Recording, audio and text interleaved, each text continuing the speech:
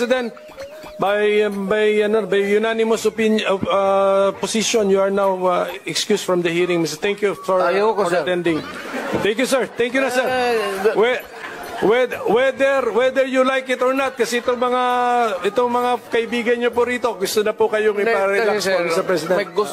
Ito na kasi yung forum na maybe binigyan ako ng panahon ng Panginoong Diyos na makarating dito, and I could talk publicly.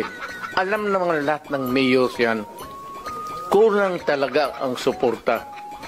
Ang pulis ko, hanggang sweldo lang yan.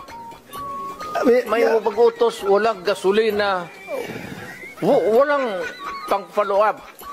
Kasi there are so many questions that would be left unanswered. We suspend our hearing. Sir, pag wala ng question,